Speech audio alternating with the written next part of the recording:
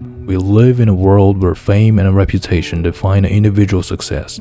Maybe not everyone will want to be a celebrity, but many of us consider a good reputation as something valuable and desirable. As Warren Buffett said, it takes 20 years to build a reputation and 5 minutes to ruin it. And another quote from Benjamin Franklin, it takes many good deeds to build a good reputation and only one bad one to lose it. From these quotes, we see that many successful people attach great importance to their reputations. But is reputation really a good indicator of an individual's competence? Sun Tzu, the ancient Chinese general, military strategist, writer and philosopher who lived during 544 and 496 BC, explained his view on fame and reputation in The Art of War. In this video, let's take a look at why Sun Tzu doesn't think reputation is reliable proof of competence and skills. And as we will see, this is not the only time this kind of view was presented in ancient Chinese philosophy.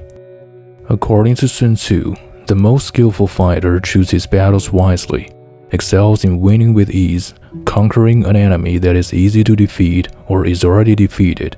Therefore, winning doesn't bring him any fame or credit. Furthermore, the most skillful fighter should also see what others don't see and solve a problem before it is noticeable. Therefore, he received no praise from others. Chapter 4 of The Art of War is named Tactical Disposition, in which Sun Tzu said, "Those that the ancients referred to as excelling at warfare conquered those who were easy to conquer."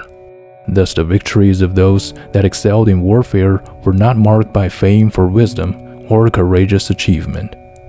Perceiving a victory that does not surpass the masses could know is not the pinnacle of excellence. Wrestling victories for which all under heaven proclaim your excellence is not the pinnacle of excellence. Tu Mu, a Chinese calligrapher, poet, and politician who lived during the late Tang Dynasty and wrote commentaries on The Art of War, explained this very well.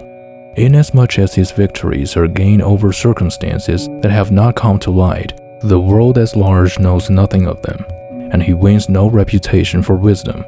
Inasmuch as the hostile state submits before there has been any bloodshed, he received no credit for courage.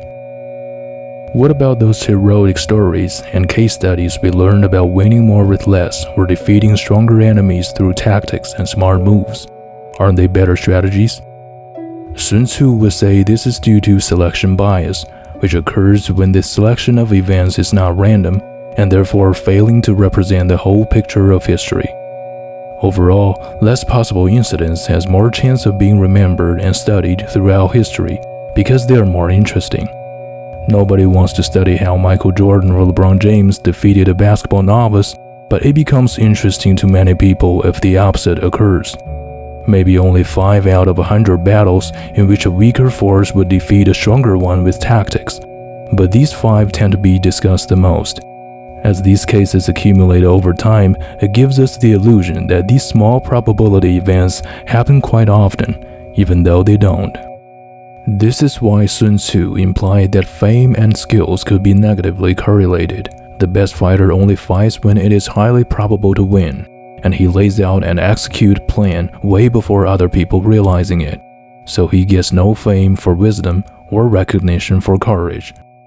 This is not the only time we have seen similar thoughts in Chinese history. Bian Que was the earliest known Chinese physician who lived from 407 to 310 BC during the Warring State period, and is considered the inventor of anesthesia. He and his 2 brothers all studied medicine. One day, Marquis Wayne of Wei asked him, "Whose medical skill of you is the best?" Bian Que said, "My eldest brother is the best, the second brother is the second, and I am the worst." The Marquis was very confused because Bian Que is the most famous out of the 3 brothers. Bian Que explained, "My oldest brother can detect signs way before the patient becomes ill and prevent the occurrence of the disease. Therefore, his medical skills are not recognized, and he has no reputation. My second brother can make diagnosis at the early stage of the patient's illness and give treatment, so everyone thought he could only treat minor illnesses, and he had a little reputation.